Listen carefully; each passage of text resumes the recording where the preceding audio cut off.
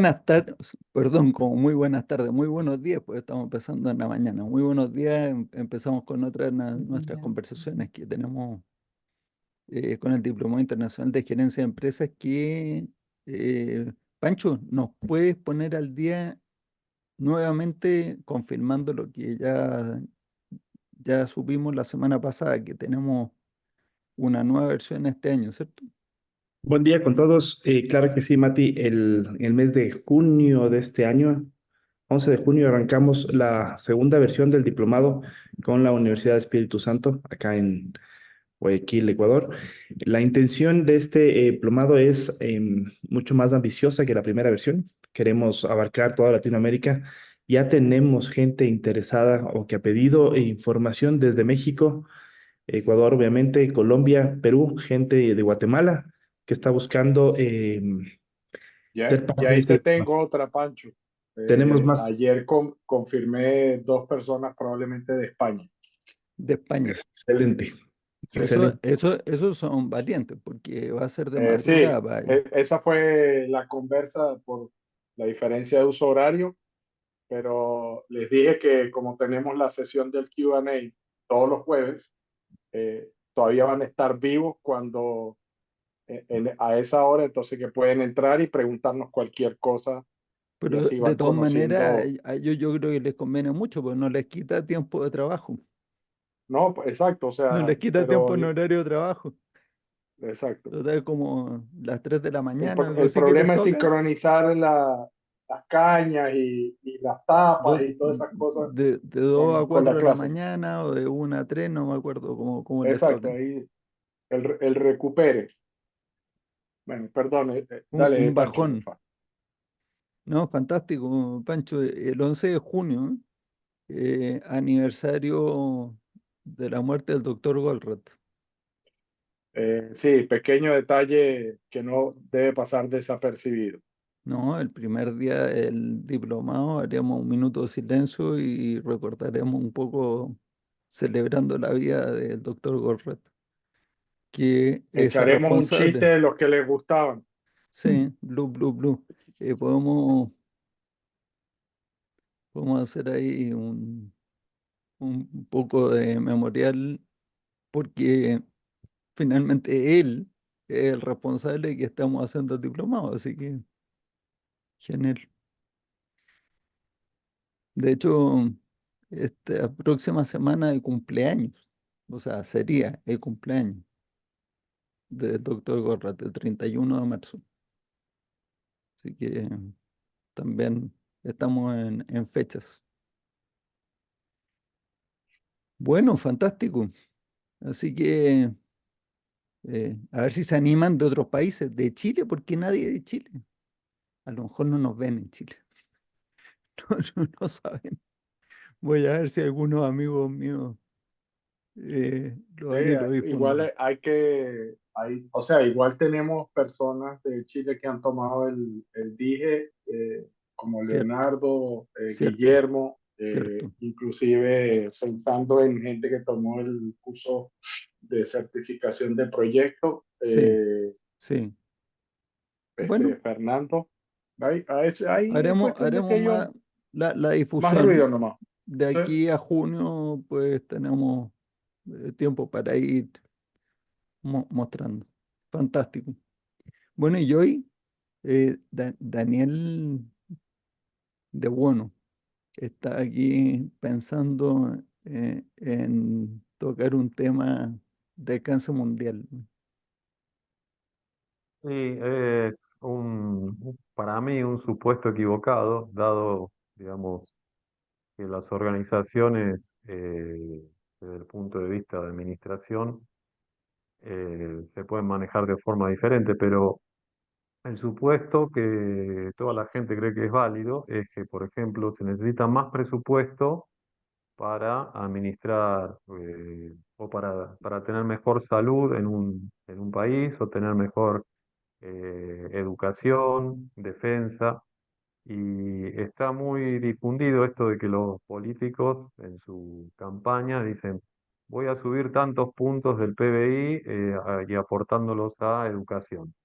Como si la, la, la relación de causa-efecto fuera, bueno, si aumento, digamos, el presupuesto, va a mejorar la educación. Ujú. Y nosotros sabemos, por los análisis y la evidencia empírica que hemos tenido, que esto no es cierto. Ahora está, digamos, ese supuesto está como muy avalado por la sociedad. Y yo creo que por eso también hay eh, tantos fracasos eh, en la evolución, digamos, tanto de la salud como la educación en los distintos países de Latinoamérica.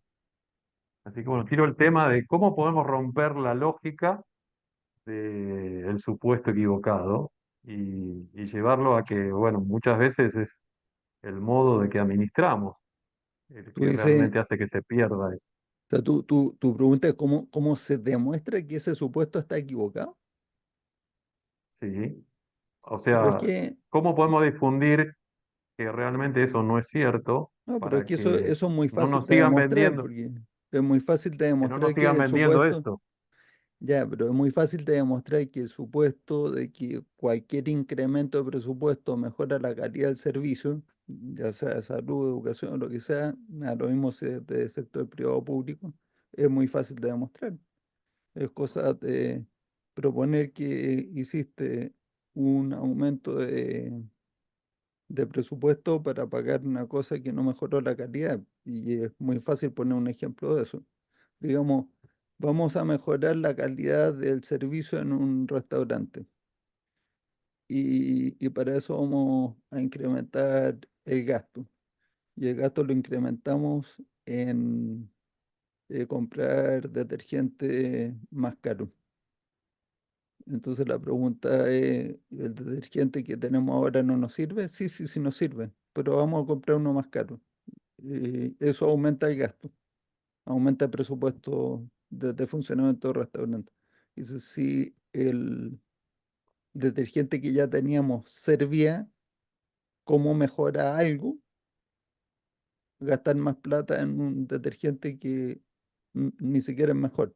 Que me da lo mismo si es mejor o no, pero ¿en qué sentido es mejor? No es mejor en ningún sentido relevante. O sea que finalmente tiene la lógica de cualquier cosa que uno haga, porque es que la pregunta que contestó Eli hace muchos años respecto a la tecnología es aplicable a cualquier cosa. Cuando dice, cuando se preguntó por qué razón una nueva tecnología o una tecnología cualquiera trae o no beneficios. O sea, ¿cuál es la razón de que trae beneficios? Y dice, una tecnología produce beneficios sí y solo si eh, remueve una limitación del sistema. Y entonces el sí y solo sí requiere que vaya en las dos direcciones. O sea, que exista una limitación y una limitación significa que ese factor del sistema está limitando la generación de throughput. Y como sabemos por teoría de restricciones, son muy pocas las restricciones en cualquier momento del tiempo, ¿cierto? En general, una. O sea, siempre estamos hablando de tres, que son la tensión gerencial y luego alguna restricción interna o en la demanda externa a lo que controlan los gerentes. Los gerentes no controlan la demanda. O sea, uno no puede decir que controla la demanda con el marketing. Lo que hace es, pues, aumentar el atractivo y entonces aumenta demanda por tus productos. Entonces, cualquier cosa que me remueva una limitación del sistema, o sea, que me permita generar más throughput, trae beneficios. Normalmente, esa cualquier cosa puede generar, o sea, puede costar dinero. Entonces, eso es lo más habitual. eh, Nosotros sabemos que uno puede mejorar o remover algunas limitaciones solamente pensando que, como nos recuerda Jorge a cada rato, pensar es gratis.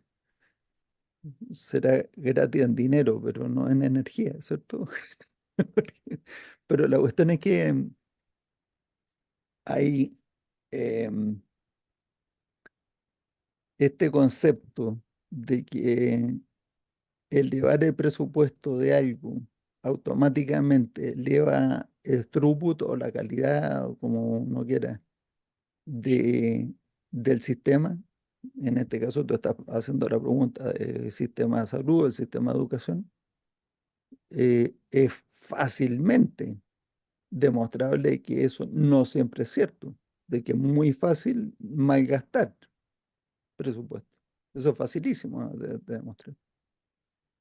L- Tal vez la cosa es que existe esta creencia de que los que están prometiendo eso lo hacen con el mejor interés de mejorar la educación o de mejorar la salud, pero yo siempre tengo una altísima sospecha de que no son tan buenas las intenciones cuando alguien dice: yo le voy a pedir a Pedro que pague la educación de Juan. Esa cuestión suena bastante poco comprometida de parte de que la promete, ¿cierto? Entonces, Y para mí, yendo esa es la diferencia. Es ese la es persona un honesta, caso. la persona honesta se distingue la deshonesta cuando en general la persona deshonesta está prometiendo que le va a quitar a unos para darle a otros, cuando la persona honesta no hace eso. Está bien. Eso es para mí Pero la definición. supongamos que la idea sea más allá de la corrupción. Supongamos, veamos un caso concreto. Normalmente lo que se dice es que, bueno, vamos a pagarle mejor a los maestros, vamos a tener más computadoras, vamos a darle a los alumnos robótica, y en realidad no están enfrentando la causa raíz, que me gustaría saber por qué la gente no aprende mejor o no se educa más rápido o concretamente no mejora su nivel de educación, independientemente del presupuesto que tenga. ¿Cuál es, digamos, lo que tendríamos que atacar es la causa raíz, a ver de por qué las escuelas tienen un rendimiento que están por debajo de cuando se hacen, por ejemplo, las pruebas, que cierta cantidad de alumnos no llegan a superar esas pruebas. Entonces, ahí es donde No, chocamos pero entre... habla, Javier. Sí. Sí. No, yo solo quería compartir un par de ideas. Cuando hablamos de estos sistemas altamente complejos y que parecen no tener una solución tal vez simple, por la gran cantidad de interdependencias y aristas participantes que tiene eh, ese macrosistema.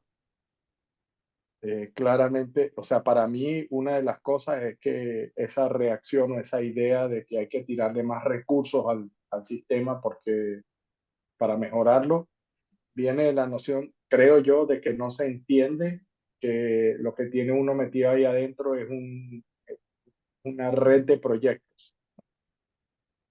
Y por lo tanto, la pérdida de capacidad que hay es precisamente porque se trata de manejar como un proceso donde la lógica es, pues sí, tengo un promedio y si le apunto al promedio todo va a salir bien.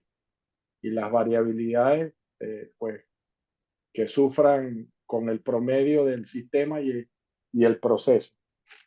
Sin embargo, si uno lo mira desde el punto de vista del mundo de proyectos, uno entiende que tanto, por ejemplo, en educación, en salud, cada persona es un proyecto. Y por lo tanto, está metiendo una curva de desempeño diferente al promedio. O sea, cada quien aprende de manera distinta.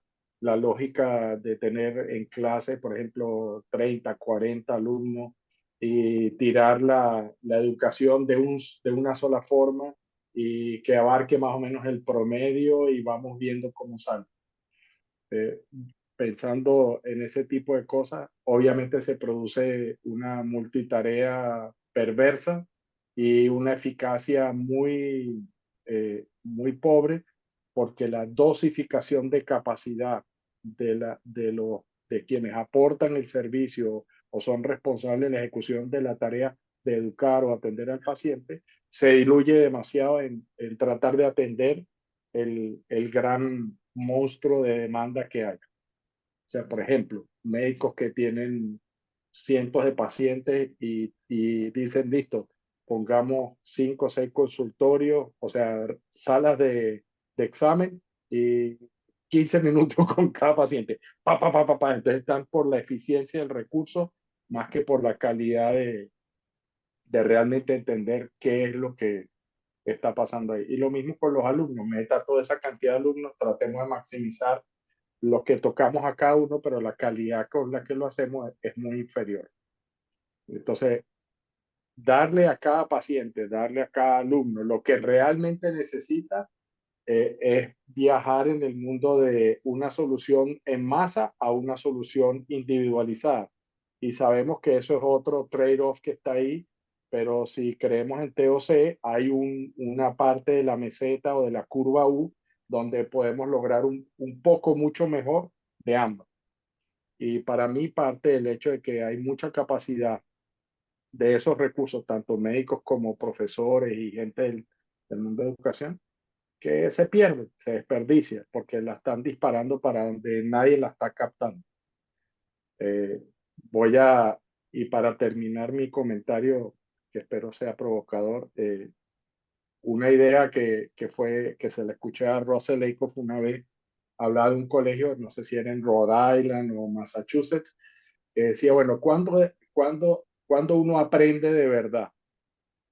No cuando estás escuchando y alguien te está recitando una cantidad de información y te la está mostrando, es cuando tú la tienes que explicar o tú se la tienes que decir a otro, que era la lógica de el físico premio Nobel Feynman, ¿no? Que él decía uno tratar de leer algo y uno mismo escribirlo y explicárselo de la manera más simple. Cuando uno trata de explicar, realmente aprende. Y entonces este colegio en Rhode Island tomó eso a pecho y en las clases son los alumnos los que se enseñan entre sí. El profesor solo guía y dice, lean por aquí, busquen por acá. Y creo que todavía existe, ¿ya? O sea, no lo sé, pero eso fue cómo llegaron a decir, bueno, no, vamos a cambiar la metodología pedagógica. Aquí es investigar, aprender y explicarle a los demás para ir aprendiendo. Y en apariencia, no lo sé porque no lo he ido a mirar otra vez, esa escuela, o sea, el grado y la velocidad de aprendizaje era un orden de magnitud diferente a la escuela pública. Ya, Entonces, para mí, esas son las ideas que se me saltaron a la pero cabeza. lo que tú estabas describiendo es, o sea, ya es haciendo un supuesto muy generoso respecto de que las personas que están administrando el sistema, cuando piden más dinero, lo están aplicando en el sistema mismo, que O sea, estoy siendo, puede ser sí, desperdiciado, pero con la mejor de las intenciones. estoy Ahora, partiendo de ya, people are good, but people are people, ok, ¿no? O sea, es pero decir, en primer lugar, la, se me ocurren dos cosas que decir. Una es que eso que estás diciendo tú ahí, eh, pues yo no creo que haya una sola respuesta, porque eso que contaste del Colegio Rhode Island es un ejemplo de cómo cambiando la manera de usar los recursos puedes tener distintos o un mejor resultado. Está bien.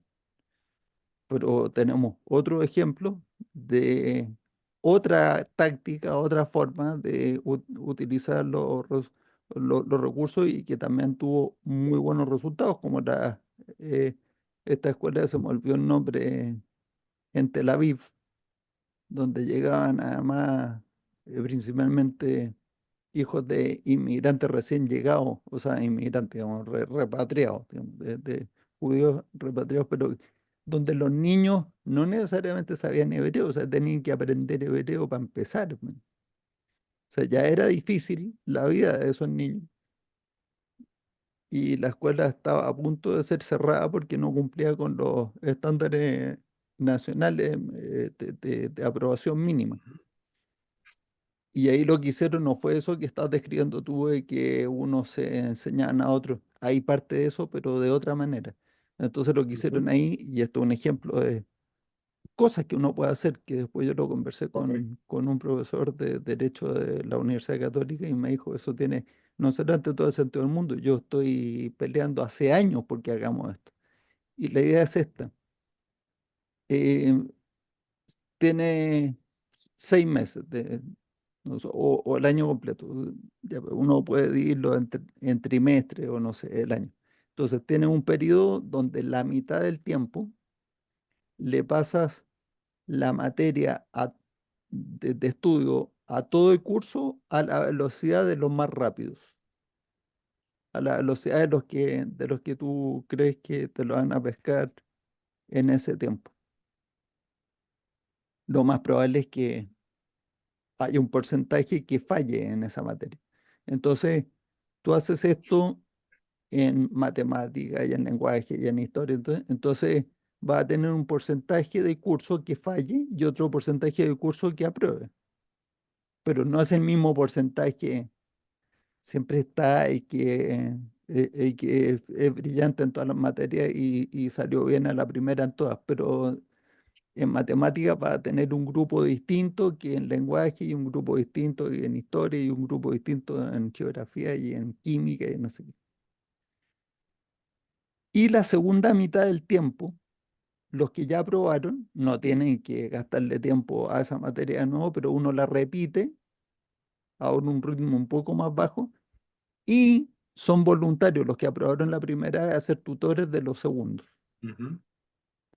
Entonces, en el mismo espacio de tiempo, el resultado de esa escuela de Israel fue que de no estar logrando, pues son exámenes nacionales que les hacen, o sea, no es un examen que hacen en la escuela, sino que es un examen que se aplica desde el ministerio.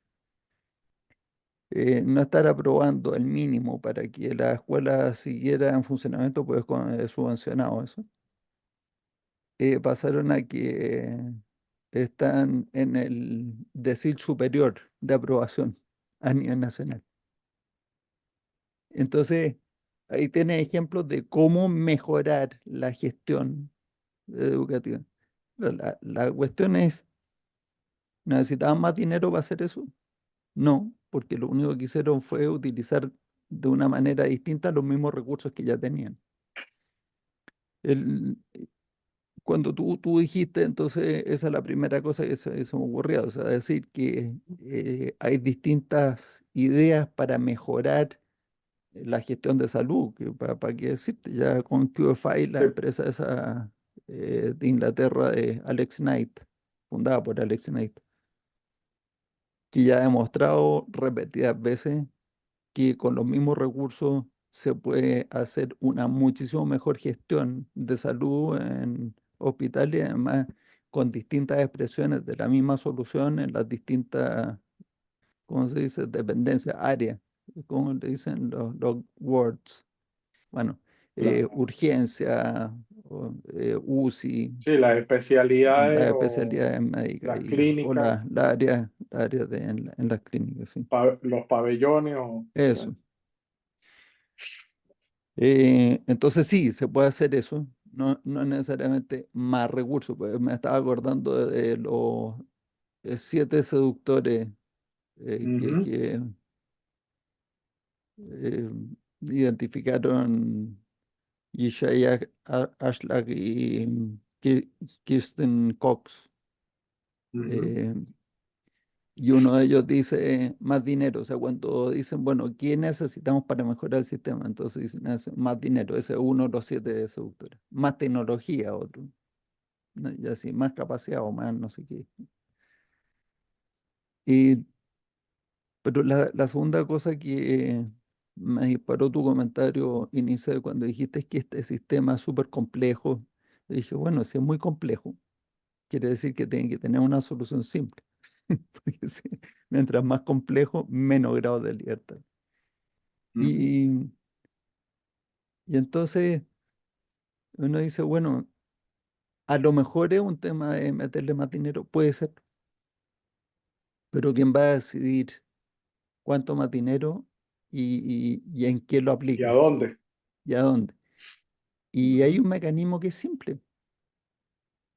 deje la creatividad de la gente, probar distintas cosas y que el que está recibiendo la prestación de salud o de educación decida, pu, que es lo que se llama mercado.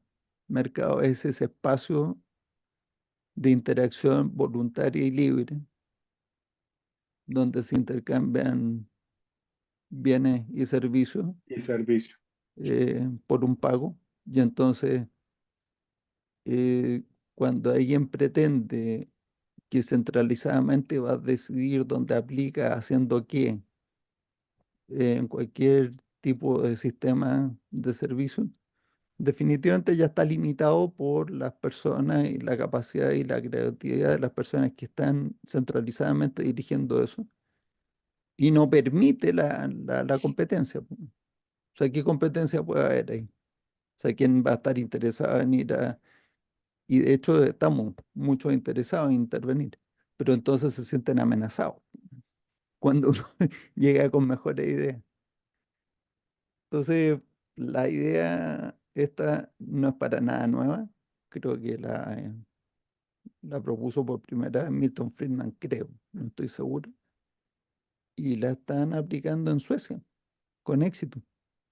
Y me parece que Javier Milei la quiere aplicar en Argentina, no En estoy seguro. Argentina. Y la cuestión Sí, consiste en que uno, en vez de subsidiar la oferta y darle más dinero a la oferta y meterle más plata, más tecnología, más sueldos, más no sé qué, más no sé cuánto, a la infraestructura, lo que dice, no, no. Lo que vamos a hacer es que le vamos a pasar el dinero, un voucher, como le dicen, un dinero, de alguna manera que uno no pueda destinar eso a comer o a tomárselo, o de vacaciones, ¿ya? Sino que se tenga que destinar o a salud o a educación, eh, pensando que a todos como sociedad nos conviene que todos los demás, independientemente de su nivel económico, tengan un buen nivel de educación, porque a todos nos conviene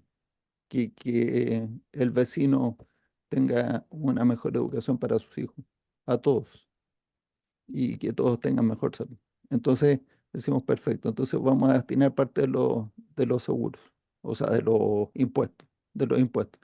¿Y cómo hacemos eso? Pues les pasamos el dinero para que lo usen en donde ellos elijan.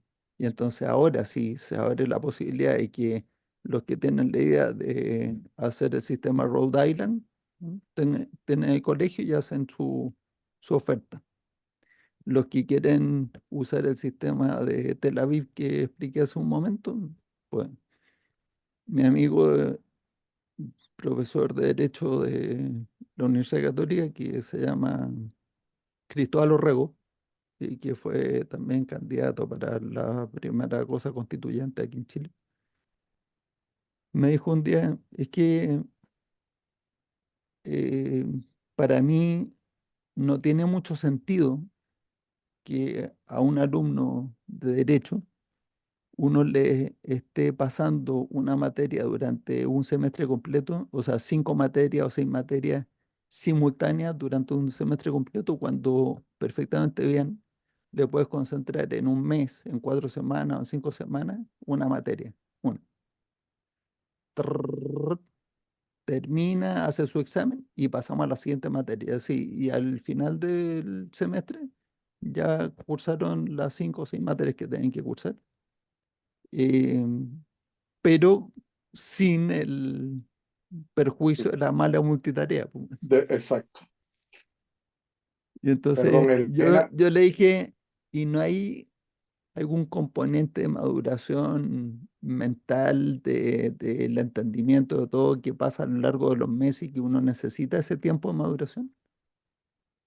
Me dijo, no. Digo, pero ¿por qué no? Porque yo he tenido la experiencia de hacer cursos intensivos de un mes y medio, y no me ha pasado eso que me dices tú. Cuando me puedo concentrar en un solo tema, lo hago. O sea, yo he sido el alumno, me dice, no, no soy profesor, he sido el alumno. Y me funciona. Y no una vez, perdón, sino que repetidas veces. Sí. Elena tenía la mano levantada y Jorge Ah, también. sí.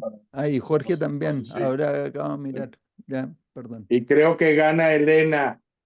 Ok. Buenos días a todos, un gusto escucharlos aquí en este tema. Y ahorita que decía Javier, y coincido, yo creo que muchas en la parte del sector educativo y en la parte médica también, una de las partes que estaba viendo, sobre todo porque tengo niños todavía en colegio, y este año me dediqué a dar un recorrido por diferentes institutos porque los quiero cambiar basado en que algo bien importante, nosotros como padres o como parte de los que tenemos ese servicio, vemos que pues nuestros hijos son un proyecto, ¿no? Son un proyecto en el cual de alguna forma estamos trabajando y que pues las escuelas también creo que lo deberían de ver así, como un proyecto en el cual lo estás preparando a través de un proceso en el que tienes varios indicadores que te van diciendo si están abajo en ese nivel académico o en esa atención médica, pues si el paciente va constantemente por algo, pues quiere decir que hay una alerta, ¿no? Si el alumno constantemente pues está bajo, no van en concursos, no ganan, entonces está dando alertas. Y a lo mejor aplicas recursos alrededor, como dicen en donde no está la restricción, le metes pues que más juegos, le metes que pues más arte y les metes otras cosas que no van y nutren realmente a pues al proyecto, ¿no? Es como meter un Pocayoc donde no lo necesitas y realmente en donde está la esencia que lo necesitas no está ahí. Y Mm. en este transcurso que estuve viendo varias escuelas, hubo una escuela que el directivo me dijo, bueno, para empezar la estuve viendo y revisando y vi que tenía varios premios, iba a concursar académicamente a nivel nacional, en matemáticas, en ciencias, pero algo que me dijo el directivo cuando estaba en la conversación con él, me dijo, nosotros aquí, o sea, sin haberme conocido, apenas habíamos usado 5 palabras, dice, nosotros aquí tenemos y consideramos a los niños como un proyecto, a los padres como nuestro cliente, el top principal, y nosotros damos el servicio en la escuela. Y vamos viendo el avance de los niños y vamos nutriendo con diferentes cosas a realizar. Una de ellas que dicen es algo que decía Matías. Si están en cuarto año, por ejemplo, ellos ya le meten materias o nivel académico de quinto y de sexto año para elevar su nivel de conocimiento y rendimiento. Entonces, cuando van y concursan, pues tienen un mayor nivel, entonces ganan los primeros lugares porque pues ya están más avanzados. Sin embargo, hay niños que están más abajo, más rezagados, pero a ellos los llevan a un nivel más lento, pero estos que tienen mayor nivel su, fungen como tutores de los que van abajo. Entonces, yo creo que una de las claves es que en el sector privado educativo, en el sector público también educativo o en la parte médica es que no vemos proyectos o como productos a las personas, si lo queremos ver así, y que al final entregas pues un paciente ya sano o entregas un niño con todos los recursos necesarios de conocimiento para que pueda llegar a una carrera y más adelante poderse pues desenvolver, ¿no? En cualquier ámbito empresarial, industria, lo que sea, pero que si no trabajas desde antes, pues haz de cuenta que el flujo se va atorando, se va atorando, se va atorando, se va atorando. Y no lo dejas que despegue completamente, ¿no? Y ahorita es lo que están diciendo, me hizo mucho sentido y me recordaba eso que me dijo este directivo en ese colegio, que pues desde ahí tomé la decisión de cambiar a mis hijos ya este año a ese otro colegio. Ajá. Porque en el que están ahorita es sí mucho arte, sí mucho juego y todo, pero no les hago preguntas de matemáticas simples y eso, y veo que todavía no tienen la esencia fuerte, y de física y eso, dije, no, yo creo que es el momento de buscar algo y Y esa parte, cuando ves a una escuela, un instituto, inclusive una parte médica, que te ven como realmente el cliente y lo que quieren es entregar un paciente sano o entregar un niño con todos los conocimientos, pues es cuando estás viendo que puede haber un valor mayor en esa institución que, que pues de alguna forma está trabajando realmente en donde están las restricciones de su sistema. Entonces es lo que O quería sea, opinar. Muchas gracias. eso es un ejemplo de cómo tú estás tomando una decisión basada en información y eligiendo. Pero la pregunta de Daniel inicial es por qué hay esa creencia. Y yo no estoy seguro hasta qué punto la gente considera válido el supuesto de que más dinero es mejor educación o mejor salud. Y todas esas promesas las hacen prometiendo mejor salud y mejor educación, pero que en la práctica saben que va a ser mayor clientelismo y mayores, como dicen en Argentina, más curros, o sea, más espacio para poder contratar a los amiguetes y demás. O sea, que es donde se puede robar. Y esa es la parte más fea y peor de todo este sistema. Em, bueno, yo creo suficientemente, o sea, suficiente lo he dicho aquí de eso y entonces a nivel macro es mucho mejor el sistema. Y entonces, ¿puede ser que más dinero mejore la educación? Sí, puede ser, porque de hecho gratis no va a ser nunca. O sea, si alguien dice que no, es que aquí la educación es gratis, gratis será para ti, pero la paga alguien, ¿no? La paga. Además no es gratis para ti, porque a menos de que vivas en un país donde no se cobra IVA, cada vez que te compras un pan o una leche, estás pagando IVA, estás pagando impuestos y eso va a ir a pagar esa gratis, ¿no? Y, y un buen sistema es el de la asignación libre de los recursos eh, en forma privada. Y entonces después viene la otra consideración. Ahora, ¿cuáles son los sistemas que pueden competir? Y entonces se me había olvidado comentar que de TOC del año 1995, en 1995, Eli inició la fundación que se llama TOC, TOC for Education, donde estaba a la cabeza Cathy Surkin, desde la fundación. Hace tiempo no hablo con Cathy, sigue ahí, ¿cierto, Javier? Sigue ahí. Sí, señor. Y Talk for Education lo que plantea es lo siguiente, da lo mismo la materia. El, el dilema es muy parecido al dilema con cualquier persona subordinada también en el trabajo, con un nivel distinto de relación entre jefe y empleado o profesor y alumno, pero es un dilema muy parecido. Para lograr, o sea, para tener una muy buena educación necesitas buenos resultados.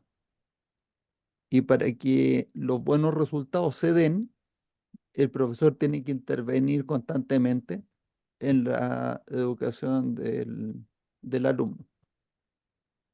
Pero para tener una buena educación necesitas que el alumno también logre autonomía a lo largo de su educación. Y yo te sumaría autonomía no solamente de iniciativa y responsabilidad, tomar la responsabilidad, sino que además pensamiento crítico, autonomía también para poder decir, oiga, pero eso que me está diciendo, ¿será verdad? Esa autonomía, pensamiento crítico. Y para eso es necesario que los profesores no intervengan. Entonces, ¿cómo hacemos para romper este conflicto entre que intervenga y no intervenga? Y la solución de Talk for Education es que la intervención de los profesores es precisamente proveyéndoles las herramientas de pensamiento crítico a los alumnos, que son básicamente los tres procesos de pensamiento básicos, que es la nube de conflicto, que es la herramienta que usamos para racionalmente llegar a entender cómo eliminar cualquier contradicción o cualquier conflicto que enfrentamos. Esa primera herramienta. Después viene la segunda, que es la rama lógica, eh, bajo el entendido de que lo que queremos es educar a niños libres, y uno es más libre en la medida que entiende mejor las consecuencias de las acciones. Entonces, pues uno es libre de elegir lo que va a hacer, pero no es libre de elegir las consecuencias de lo que hace. Una vez que elegiste la acción, las consecuencias vienen, lo quiera o no lo quiera. O sea, tú no puedes elegir que no vengan las consecuencias. Entonces, para poder actuar verdaderamente libre, uno tiene que ser capaz de entender las consecuencias o de deducirlas. Entonces, para eso la rama lógica te permite eh, un- una reflexión un poquito más en profundidad para tomar decisiones, cada vez que tomas alguna decisión. Y luego viene la tercera, que es el objetivo ambicioso, así como se llama en Talk for Education, que en hacer el árbol de prerequisitos. Perdona, Jorge, hace rato que está con la mano en la pantalla, ahora me estoy dando cuenta. Y, Lleva y el con eso, brazo ya. y con eso sí, no, sí, ya está calambrado ese brazo. Y con esto el objetivo ambicioso, entonces se le enseña a los niños a, en vez de echarle la culpa a las circunstancias que no pueden lograr sus objetivos, se les enseña a cómo identificar los obstáculos y identificar las cosas que están bajo su control para superar esos obstáculos y lograr objetivos. Entonces se logran estos hábitos que Stephen Covey identifica como fundamentales para que una persona sea más plena, más feliz, tomar más control, ser más productivo. Entonces ahí tienes pues un marco que TOC ofrece eh, como base de la educación, y después vienen encima de eso montado otras técnicas como lo de dividir el tiempo y así. Bueno, pero ahí hay espacio para seguir creando y inventando nuevas cosas todo el tiempo. Está Montessori, está Waldorf, está todos estos sistemas son Kumon, fantástico. Perdón, Jorge. Usted cierra, pues estamos Bueno, ya cerca de la hora. bajo la mano encalambrada ya, pero bueno. Sí, lo sé, Eh, lo sé. varias cosas, varias cosas. La primera, hoy voy a jugar al abogado del diablo, ¿sí? En el entendido de que la gente no es estúpida en proponer lo que propone. Un ambiente de referencia en el que estaba pensando en el que más dinero sí es mejor resultado es el de distribución, por ejemplo. Si uno a un distribuidor le da más plata, él puede crecer el sistema, porque es una de sus restricciones, ¿sí? La segunda es que más plata es mejor educación, no en la educación misma. ¿Ah? No, yo creo que o sea, comentó algo alguien, pero con el micrófono abierto. Ya, y entonces el otro tema es que socialmente hay muchos que no tienen acceso a la universidad o al colegio o a la educación, pero es por recursos en su gran mayoría. Entonces, ¿cómo resuelves eso? Pues de ahí el supuesto de que más dinero va a tener una cobertura mayor. Cobertura, o sea, yo no estoy diciendo si el servicio va a mejorar o empeorar de educación o de salud. Por ejemplo, eh, es muy claro por qué un alumno tiene que gastarse aquí en Colombia 5 años a ser profesional, cuando sabemos que la carrera está llena de muchas múltiples asignaturas que son de un cuestionamiento importante. ¿Por qué? Porque el centro está en que sea lucrativo. Entonces, si uno se va para la educación pública, una pregunta que a mí me ha traído siempre vueltas en la cabeza es, ¿por qué suponemos que la educación pública es mala?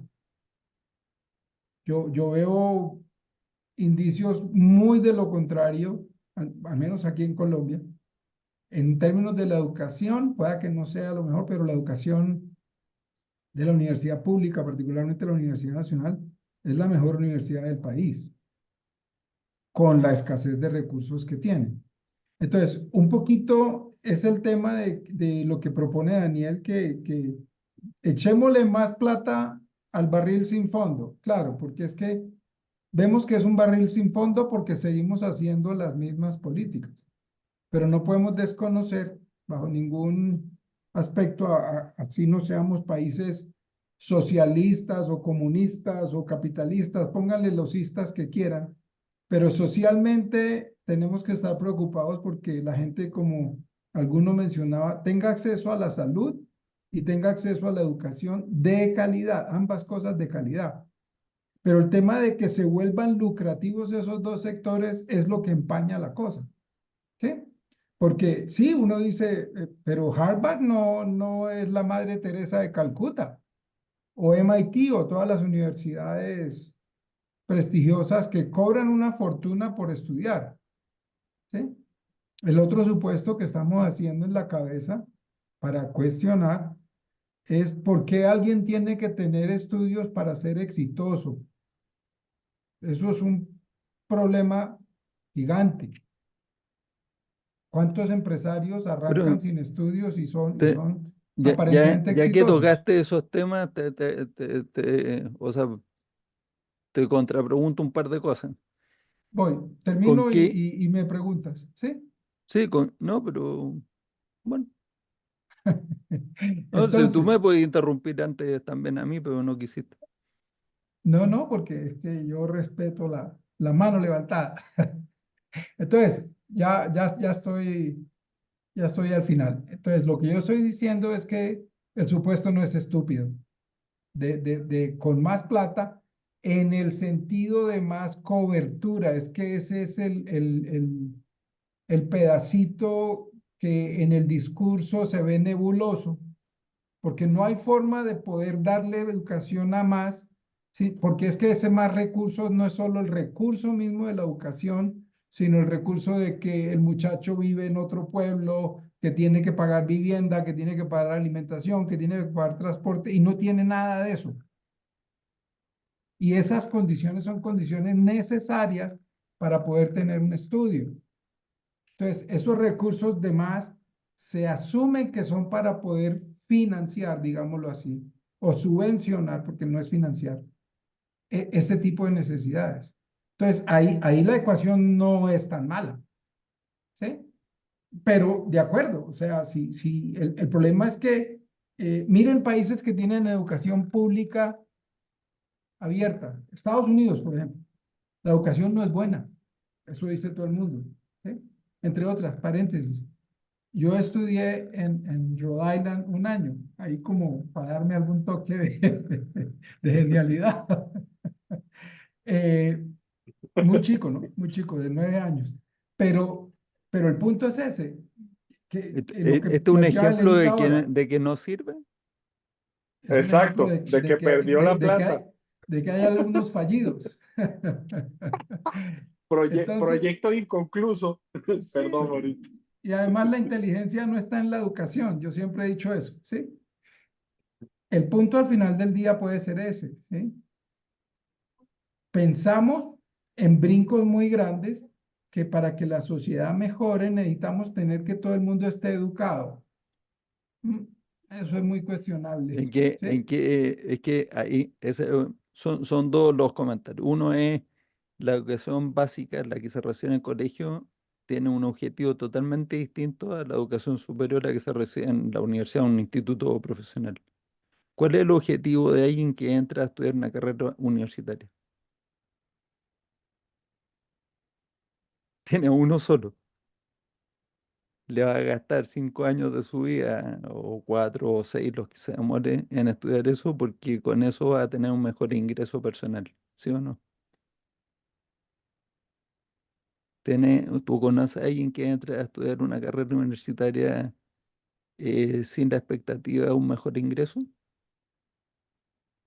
No, ninguna, porque es que toda la Exacto. educación está basada En en un eso. supuesto distinto, que es que no es que sean empresarios, sino que sean empleados. No, da lo mismo eso.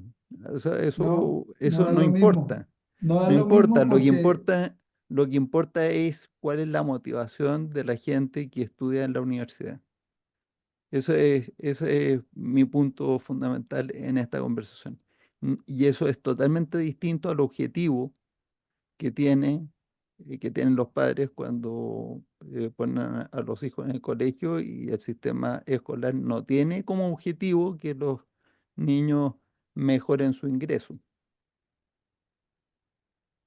Es, no es ese el objetivo. El objetivo primario es la formación de personas más íntegras, que se desarrollen intelectualmente, valores, el deporte, la educación física, o sea, es un desarrollo integral humano, y ojalá personas más libres.